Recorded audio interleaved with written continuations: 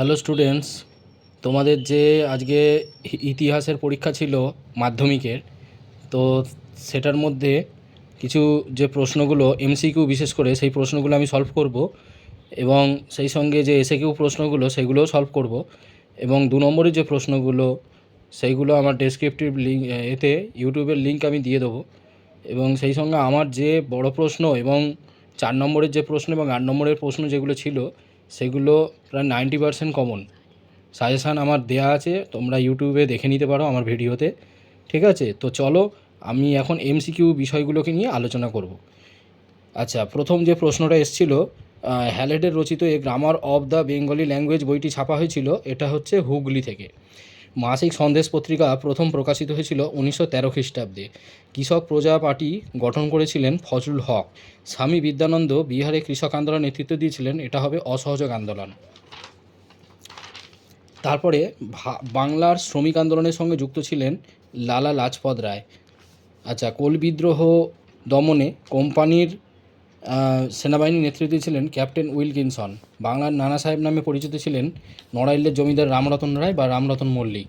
ঔপনিবেশিক ভারতের প্রথম রাজপ্রতিনিধি। স্টুডেন্টস, তোমরা জানো যে রাজপ্রতিনিধি শব্দের আর একটা অর্থ হলো ভাইসরয়। ভাইসরয়, তাহলে ভারতের প্রথম ভাইসরয় আমরা কী জানবো? লর্ড ক্যানিং। বঙ্গভাষা প্রকাশিকা সভার কার্যকলাপের সঙ্গে যুক্ত ছিলেন কে? বঙ্গভাষা প্রকাশিকা সভার সঙ্গে যুক্ত ছিলেন কালীনাথ রায়চৌধুরী। বিরূপ বজ্র, এটা হচ্ছে গগনেন্দ্রনাথ ঠাকুরের। বঙ্গলক্ষ্মীর ব্রতকথা রচনা করেন কে?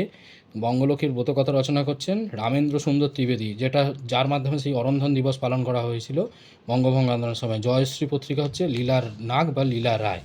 আচ্ছা, সূর্য সেন শহীদ হয়েছিলেন 1934 সালে। স্টুডেন্টস, 1934 সালের 12ই জানুয়ারি, এবং 12ই জানুয়ারি সেই সঙ্গে বিবেকানন্দের জন্মদিন, এইভাবে তোমরা মনে রাখবে। আচ্ছা, ব্রিটিশ পার্লামেন্ট ভারতের স্বাধীনতা আইন পাস করেছিল 1947 সালের 18ই জুলাই। রাজ্য পুনর্গঠন কমিশনের সভাপতি হয়েছিলেন কে? ফজল আলী। প্রথম বাংলা দৈনিক সংবাদপত্রটির নাম হচ্ছে সংবাদ প্রভাকর, যেটা হচ্ছে ঈশ্বরগুপ্তের লেখা। বঙ্গদর্শন পত্রিকাটা প্রথম প্রকাশিত হয়েছিল কত স্টুডেন্টস? 1872। হিন্দু মেট্রোপলিটন কলেজ প্রতিষ্ঠা করেছিল বিদ্যাসাগর।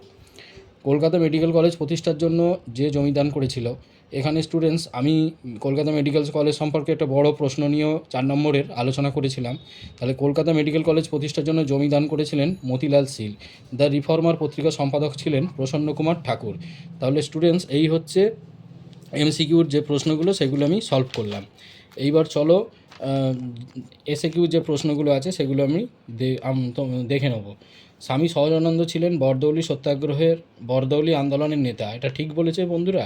একদমই ঠিক নয়, এটা ভুল বলেছে। আচ্ছা, নিখিল ভারত ট্রেড ইউনিয়ন কংগ্রেস প্রথম সভাপতি ছিলেন চিত্তরঞ্জন দাস, এটা তাহলে কি হবে? নিখিল ভারত ট্রেড ইউনিয়ন কংগ্রেসের প্রথম সভাপতি হচ্ছে চিত্তরঞ্জন দাস, এটা ভুল বলেছে, কারণ চিত্তরঞ্জন দাস হচ্ছে স্বরাজ্য দলের নেতৃত্ব দিয়েছিল। কৃষ্ণকুমার মিত্র ছিলেন অ্যান্টি সার্কুলার সোসাইটির সভাপতি। কৃষ্ণকুমার মিত্র ছিল এবং শচীন্দ্রপ্রসাদ বসু ছিল। যাই হোক, এটা তাহলে সঠিক বলেছেন। All India Scheduled Caste Federation প্রতিষ্ঠা করেছিল কে? All India Scheduled Caste Federation প্রতিষ্ঠা করেছিলেন বি আর আম্বেদকর, যেটা হচ্ছে 1942, এটা ঠিক বলেছে।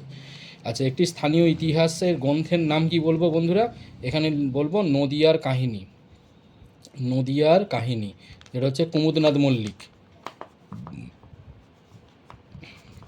কোন বছর ভারতে প্রথম রেল যোগাযোগ হয়েছিল স্টুডেন্টস? 1853 খ্রিস্টাব্দে। কোন বছর কলকাতা বিজ্ঞান কলেজ প্রতিষ্ঠিত হয়েছিল? 1914 খ্রিস্টাব্দে আশুতোষ মুখোপাধ্যায়ের উদ্যোগে। কোন বিদ্রোহে সুমিন্দা নেতৃত্ব দিয়েছিল? এটা হচ্ছে কোল বিদ্রোহ স্টুডেন্টস, কোল বিদ্রোহ। এবারে এইটা দেখে নেওয়া যাক। রেভারেন্ড কৃষ্ণমোহন বন্দ্যোপাধ্যায়, ইনি হচ্ছেন কি? ইনি হচ্ছেন ভারত সভার সঙ্গে যুক্ত।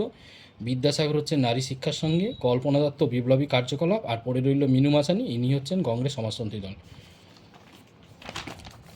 স্টুডেন্টস, এরপরে যেটা ব্যাখ্যাটা যাব সেটা হচ্ছে কি, হিন্দু পেট্রিয়ট পত্রিকা ছিল 19 শতকের দ্বিতীয়ার্ধে কলকাতা থেকে প্রকাশিত একটি ইংরেজি সাপ্তাহিক পত্রিকা। এটার ব্যাখ্যা কী হবে? এটা ছিল একটি স্বাধীন, সাহসী ও প্রগতিশীল সংবাদপত্র। এই পত্রিকাটি আবার ব্রিটিশরা খুব প্রশংসাও করেছিল। আচ্ছা, 2.5.2 এর যে ব্যাখ্যাটা আছে সেটা হচ্ছে কি, 19 শতকের বাংলায় একটি উল্লেখযোগ্য ঘটনা হলো নব্যব্যঙ্গ দলের আবির্ভাব। স্টুডেন্টস, এইখানে হচ্ছে ব্যাখ্যা 3 হবে। হিন্দু কলেজের শিক্ষক ডিরোজি ওর ছাত্ররা যৌথভাবে নব্যব্যঙ্গ নামে পরিচিত ছিলেন।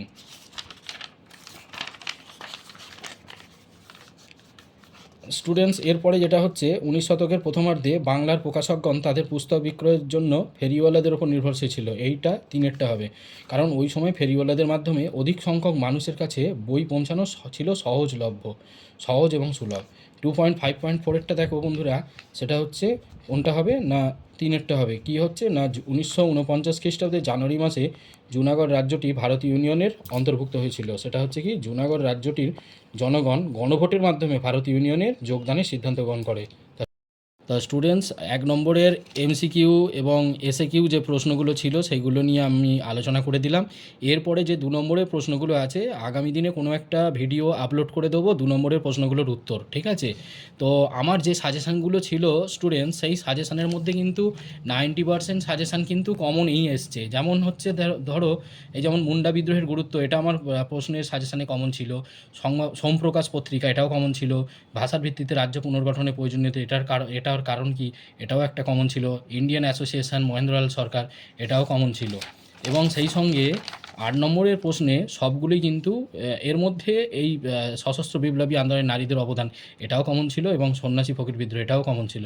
তো আশা করি তোমরা ভালোভাবে লিখেছো এই সমস্ত প্রশ্নের উত্তর। আগামী দিনে যে পরীক্ষাগুলো আছে আশা করি তো পরীক্ষাগুলো ভালো হবে, আর এই আশা রাখছি।